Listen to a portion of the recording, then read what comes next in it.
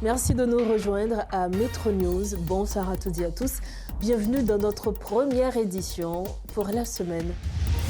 Au sommaire de l'actualité, une vive tension a régné ce lundi au niveau de plusieurs endroits de la capitale. Des barricades de pneus enflammés ont été érigées dans diverses zones. Ce mouvement n'a pas été revendiqué. Les réactions se multiplient après l'assassinat de 3 policiers par des bandits. Le Premier ministre s'est dit profondément choqué. Il donne la garantie que les coupables seront punis selon la loi. En titre également poursuit des discussions autour de la formation du cabinet ministériel.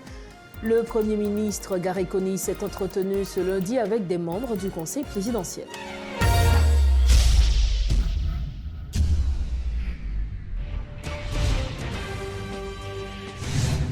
Bienvenue au développement des titres de l'actualité. Comme annoncé, des riverains de plusieurs quartiers de Port-au-Prince ont manifesté ce lundi 10 juin, près de 24 heures après l'assassinat des 3 agents de l'UTAG. Un mouvement de protestation qui a paralysé les activités au niveau du carrefour de l'aéroport, à Nazon, entre autres. Les protestataires ont érigé des barricades de pneus enflammés sur certaines artères pour exprimer leur colère. Ils ont appelé au départ du directeur général de la PNH, Franz Elbé. Suivez ce reportage de Richie Fortuné. Les rues, généralement animées, étaient rapidement vidées de leurs occupants. Les propriétaires de magasins baissent leurs rideaux de fer. Certaines écoles ont dû relâcher les enfants plus tôt que d'habitude. Une ville sous tension, 24 heures après l'assassinat brutal de 3 policiers de l'unité temporaire anti-gang par des bandits. La nouvelle s'est répandue comme une traînée de poudre, plongeant une fois de plus les habitants dans l'angoisse. Regardez, les gars prennent 3 policiers, ils roulent. Maintenant là, ça que tu as supposé faire là. Tu as supposé qu'on déblinde, on va comprendre, on va comme policier, imaginez, les gars filment les policiers, les disciplines à venir derrière. Et maintenant, on voit n'importe qui, les gars encore, viennent rouler l'école, viennent rouler quartier malé, raison. Ce mouvement de protestation spontanée a eu lieu notamment sur la route de Delma, à Nazon, à Lalu ou encore à Solino, l'une des zones où des policiers se regroupent souvent pour s'attaquer aux bandits. Les gens qui semblent avec nous, nous ne pouvons pas tirer sur lui, nous ne pouvons pas tirer sur lui, nous ne pouvons pas faire rien, nous ne pouvons pas comprendre, mais les coupables, nous connaissons. Nous connaissons les bandits, nous avons marché pour la façon. Ça réussit trop. Nous ne pouvons pas dire que les policiers ne vont pas mourir dans le pays encore parce qu'ils sont bataillés. Et même nous-mêmes qui civils, nous entrons dans la bataille là tout. Ce lundi, la ville ne se remet pas encore de ce drame survenu au bas de Delma, fief de l'ex-policier Jimmy Cherizier dit Barbecue, qui a publiquement revendiqué le crime. Ces déclarations incendiaires et les images des corps brûlés de ces agents de l'ordre suscitent la colère chez certains citoyens. Le coordonnateur du SINAPOA exprime lui aussi son sentiment de révolte. Lionel Lazare. Responsabilité toujours fixée, bon côté agent. Nous pas d'accord que jodi à là par rapport à ça qui passe là pour moun pral dire nous comme ça que c'est pas tel côté que yo te voye monsieur aller là c'est dans pire au niveau pour nous connaître que qui est-ce qui te bail monsieur l'ordre pour te aller Solino qui ça te bien Solino donc directeur départemental l'Ouest 1 il a une responsabilité pour bail information. Après cette énième attaque contre des policiers, les voix continuent de s'élever pour exiger des changements au niveau du haut commandement de la PNH. Tandis que des appels à des mesures plus strictes contre la criminalité se multiplient, les autorités tardent à trouver la bonne formule dans un contexte où le déploiement de la mission de soutien à la police nationale se fait attendre. Dans le chapitre des réactions, le Premier ministre Gary Conille s'est dit profondément choqué par l'assassinat de 3 policiers de l'UTAG survenu hier dimanche. Le docteur Gary Conille s'engage à identifier, à traduire en justice les auteurs de ce crime abominable une fois que son gouvernement sera formé et pleinement opérationnel. Il exhorte la population à coopérer avec les autorités pour rétablir la paix dans le pays. Il convient de noter que le chef du gouvernement a été victime de malaise samedi. Moi, vous condoléances à la famille policier qui disparaissent et puis à collègues, à amis. Je voulais profiter d'exprimer une pensée spéciale pour tous les policiers qui disparaissent dans les mêmes conditions. Je partage la douleur dans le moment où la peine et puis garantir un support inconditionnel. L'État a supporté les familles victimes avec dignité. Il n'a pas abandonné madame et petite policière qui te fait gros sacrifice.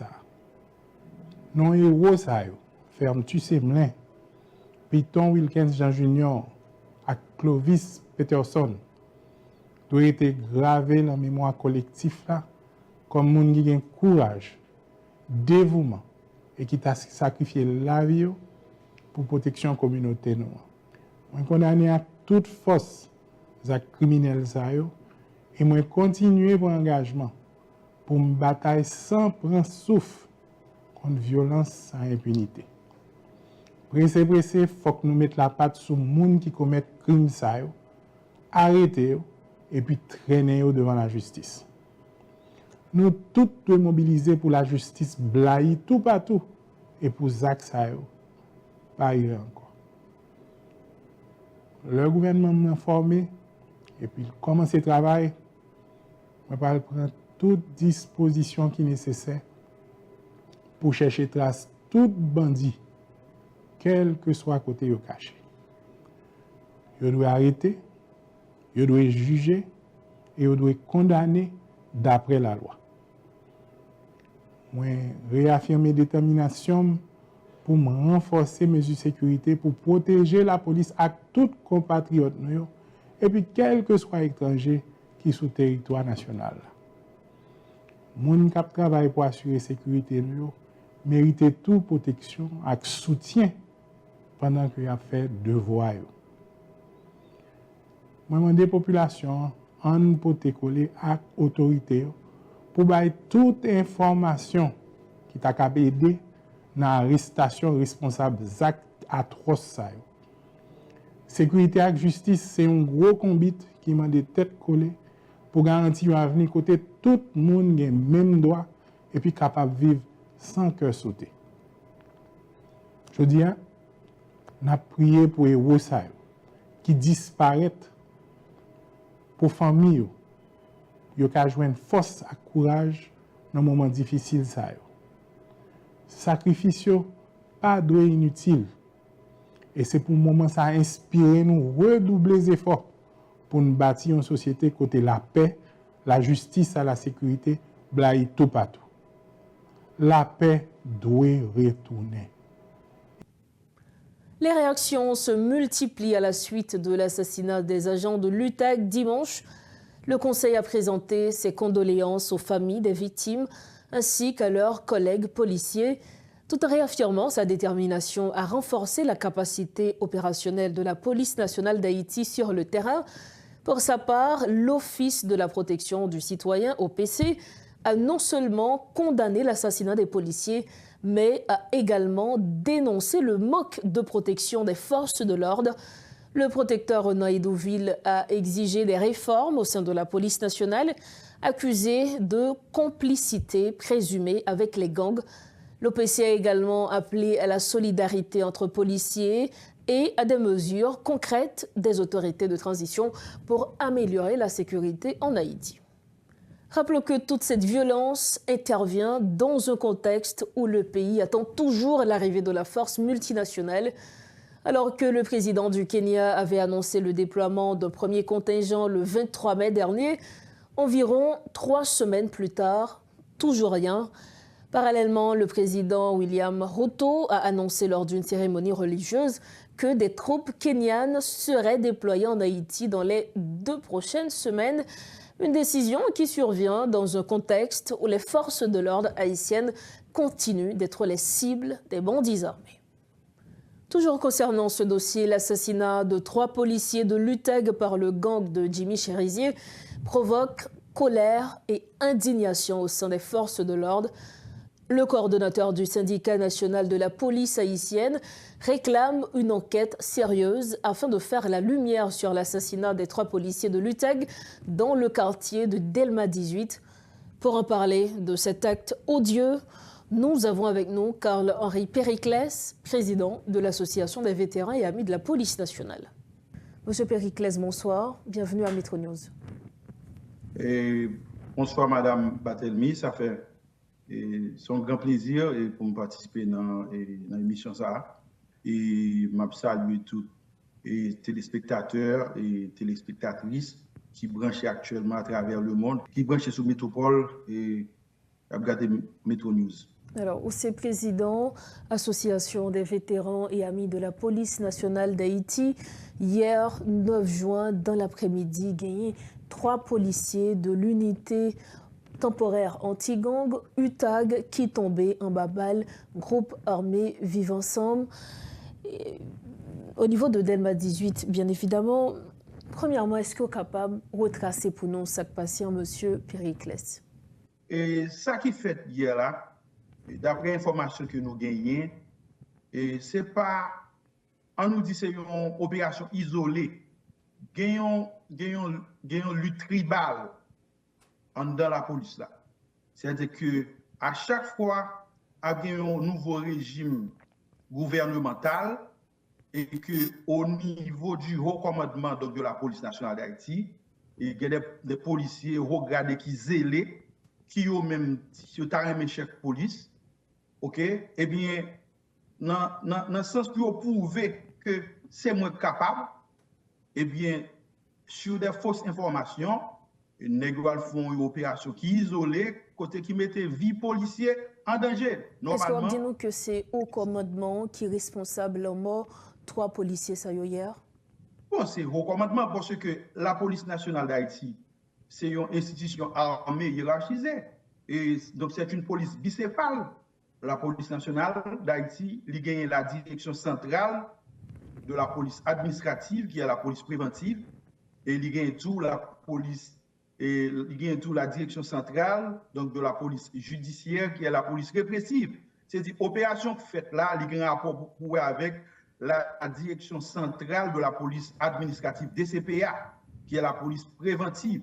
Donc, il y a un manque de commandement unique. C'est-à-dire que c'est une institution côté qui vient gagner une sorte de tribalité, côté n'est pas fait excès de zèle, puisque par un nouveau régime gouvernemental, pour tel grand cas prouver c'est l'ICA chef police, c'est le commandement, eh bien, sur des fausses informations, nous devons faire une opération qui met vie policière en danger, normalement. Est-ce que vous pensez, M. Périclès, c'est un bagage qui fait sciemment de la part du haut commandement pour, quelque part, aller mettre en sacrifice la vie policière juste pour eux-mêmes pour être capable de gagner un poste dans le nouveau gouvernement? Ce n'est pas pour la première fois que ça passe là, sous leadership au commandement, ça là. Et ça passe au moins minimum 5 à 6 fois. Et pour qui ça va jamais gagner des réactions de la part du gouvernement? Si ça passe à plusieurs fois, est-ce qu'au niveau du VAPONA, nous dénoncer ça, qui suivi, qui fait, pour que coupable de payer pour ça que fait? Mais nous dénoncer ça à maintes reprises. Nous-mêmes faisons suggestion d'une liste de 30 policiers pour venir commandant en chef des forces de police, en dans la liste 30 policiers, ça, ils sont capables de prendre le policier pour mettre dans le haut commandement élargi. Ou dis-nous tout à l'heure, il m'a reformulé la question, ou dis-nous tout à l'heure que ce n'est pas la première fois que gagner lutte Sayo qui conduit avec la mort de plusieurs policiers. Et ou dis-nous, c'est arrivé après de 6 reprises que dans l'institution de moun kap goumé, de moun qui gagne excès de zèle, selon ce dit-nous, mettez en danger la vie en série de policiers. Question non, pour qui ça, au niveau de VAPONA, nous pas dénoncer ça, et si nous dénonçons, qui suivi tout qui compte fait pour que moun qui est responsable ça pour payer conséquences là. Nous dénonçons ça plusieurs fois. Nous voyons plusieurs messages vocaux. Nous gagnons un forum WhatsApp qui gagne tout le monde dans toute sphère socio-économique, culturelle et politique. Nous avons tout policier de 7 agents à haut commandement de la police. Ouais, forum ça, c'est forum de la République, quel que soit ça qui dit sous là, les côtés pour l'aller. Mais nous avons une culture côté n'a renouvelé les compétences. Nous avons une culture côté n'a recyclé les compétences. Nous avons une culture côté n'a valorisé l'incompétence. La police, même avec les forces armées d'Haïti, c'est 2 institutions armées hiérarchisées. Je suppose qu'il y a une rigueur, la discipline, l'ordre. C'est-à-dire que si un chef police, il y a un recommandement, pas de résultat, pas aucun moyen pour nous kembe là. C'est-à-dire que nous-mêmes au sein de l'organisation vétérans et amis de la police nationale d'Haïti, nous avons profité, demandé à toute autorité compétente qui est établie par la loi, puis au chita ensemble, OK? Puis capable de venir avec un nouveau chef police, puis capable de venir avec un nouveau recommandement, puis capable de venir avec un nouveau recommandement élargi. Il y a des gens qui connaissent la police là, il y a des gens qui connaissent la police là très bien. Chargé un paquet de policiers, des anciens policiers, des policiers qui sont dans la police nationale d'Haïti, qui comprennent la police très bien, qui ont intégrité, qui ont leadership, qui ont commandement, qui ont intégrité. OK? Mais parfois, j'aime tout là, il y a une culture côté nous-mêmes, nous recycler, nous renouveler, OK? Nous valoriser les compétences. C'est quoi actuellement là? Il y a des hommes dans le temps qui t'occupent des postes en ce qui a trait à la sécurité intérieure. Eh bien, je dis là, tous les candidats, puis on finit occuper même place là encore, pendant ce temps, on ne va jamais pas de résultat. Nous, un pays côté bilan, pas signifie rien pour nous. La police, il ne regarde pas ancienneté et compétence. Alors, M. Périclès, même avec une série de l'autre structure, notamment l'OPC, nous demandons au niveau de Vapona, il y a un changement dans tête. Dans au commandement, nous connaissons des syndicats de la police nationale, notamment SPNH 17, Sinapoa, qui, jeudi, lundi 10 juin, est dans la rue pour montrer mécontentement et indignation par rapport avec le mot 3 policiers et yo voulait tout qu'il y ait une mobilisation ça jusqu'à 12 juin qui a marqué bien évidemment le 29e anniversaire police nationale d'Haïti. Qui sont comprendre de démarrer et à qui ça que les capables aboutir pour nous capables finir. Et il y a plusieurs associations syndicalistes qui soi-disant qui défendent l'intérêt collectif du corps policier. Mais dans la façon que agit, nous associations syndicalistes ils puissent utiliser comme des drones médiatiques ou des drones en communication. Ils voient n'importe côté où ils veulent. Juste pour défendre une minorité active. Pour nous capables de finir, M. Périclès, ou demander au niveau de Vapona, il y a un changement également au niveau au commandement. Merci pour ce que vous répondre à la question. Bon, ma première merci du fait que vous avez une chance pour nous venir parler avec la population, pour nous capables d'informer, éclairer l'antenne, pour nous capables de comprendre la police là assez bien, parce que la police, je pense qu'à l'avenir, je suppose créer une direction de communication qui est capable de faire communication interne et externe. Et en même temps, tout n'a pas d'inspection générale de la police nationale d'Haïti, qui est la police des polices, pour lui-même pour capable de mener une investigation sur Jean de Baïsa. Parce que l'inspection générale, ça ne pas exister.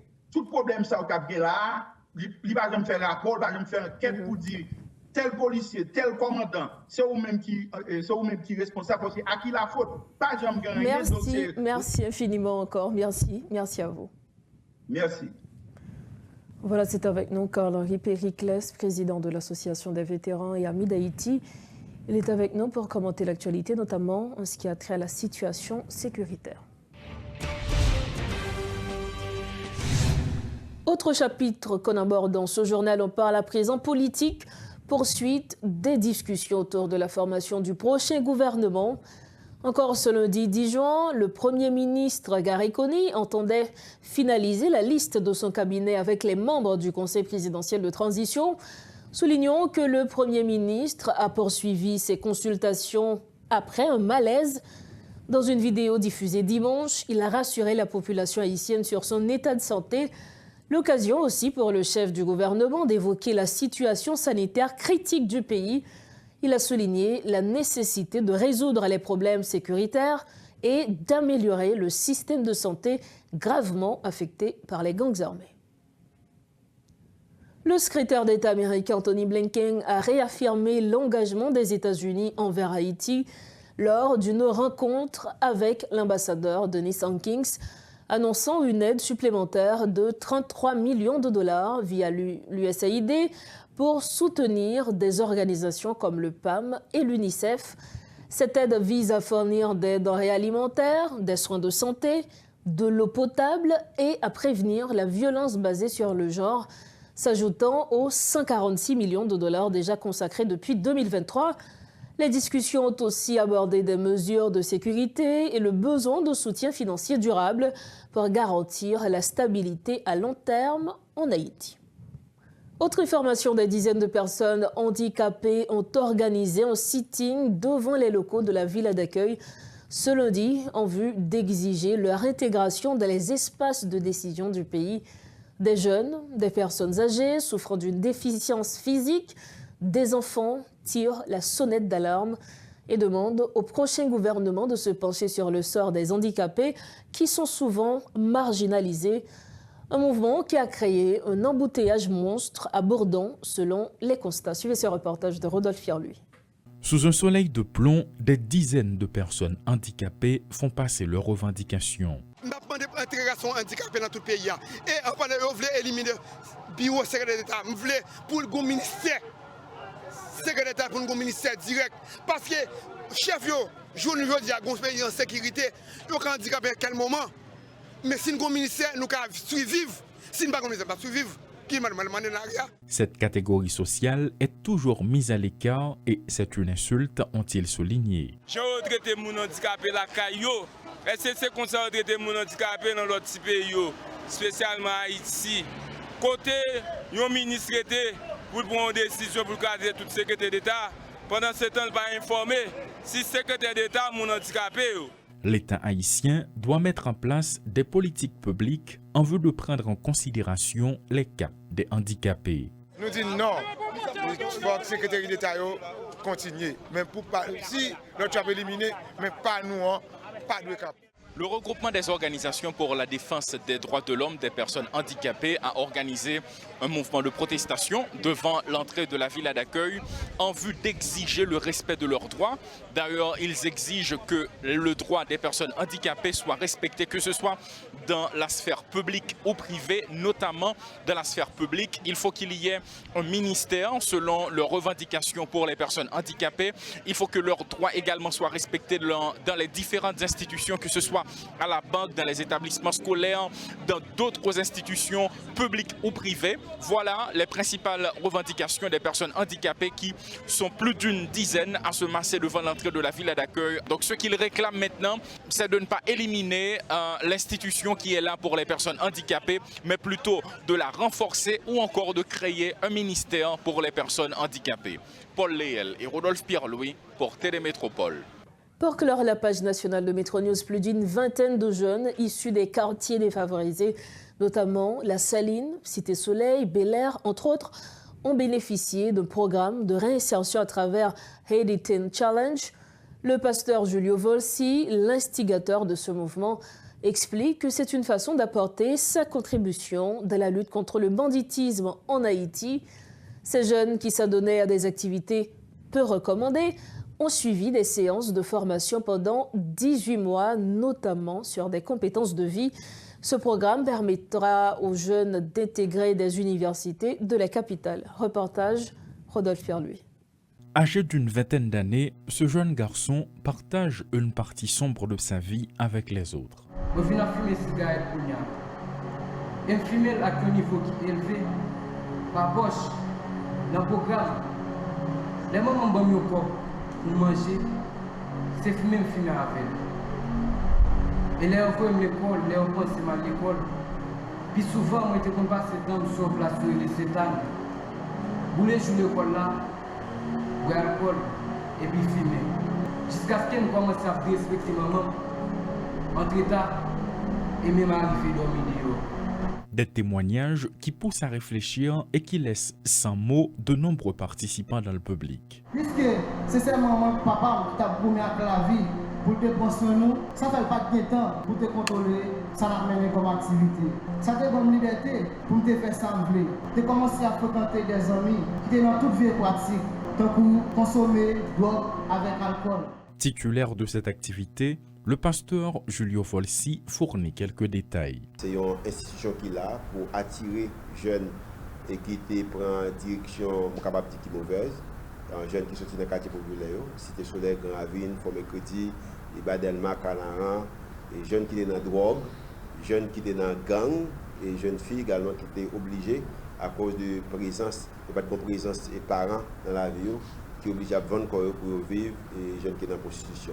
L'occasion pour lui de mettre l'accent sur le banditisme qui s'est installé partout dans le pays et les bienfaits de cette initiative. Aujourd'hui, nous graduons l'autre 29 qui sortit dans des quartiers différents et nous gagnons un président chaque promotion qui est à bon côté, une sur droite, une sur gauche qui sorti en bas la ville, nous ne pouvons pas exactement qui côté que sorti, pas important pour le moment ça, mais c'est jeunes qui étaient perdus, mais à cause du programme ça, ils ont restauré. Ce programme met en valeur les jeunes et vise à reconstruire l'avenir du pays. Après 18 mois ça, nous également bon département que nous avons Alumni Care, côté que nous avons investi dans les jeunes ça pendant 5 années. Et puis là d'ailleurs nous voyons dans l'université, école professionnelle, des institutions comme Canada Technique, l'université Kiskeya, Notre-Dame. La cérémonie de collation de diplôme s'est déroulée et une nouvelle cohorte se prépare déjà, soulignant qu'aucune aide n'est venue de la part de l'État haïtien alors que le programme est lancé depuis 2011. Nous refermons cette édition de Metro News, mais avant de partir, voici l'essentiel de l'information qui a été développée ce lundi. Une vive tension a régné au niveau de plusieurs endroits de la capitale. Des barricades de pneus enflammés ont été érigées dans diverses zones. Ce mouvement n'a pas été revendiqué. Les réactions se multiplient après l'assassinat de 3 policiers par des bandits. Le Premier ministre s'est dit profondément choqué. Il donne la garantie que les coupables seront punis selon la loi. Et puis en politique, poursuit des discussions autour de la formation du cabinet ministériel. Le Premier ministre Gary Coney s'est entretenu ce lundi avec des membres du Conseil présidentiel. Voilà ce qui met fin à notre première édition de Metro News pour la semaine. Merci infiniment à chacun de vous de l'avoir suivi. D'ores et déjà, passez une excellente semaine d'information sur Télémétropole. Bonsoir.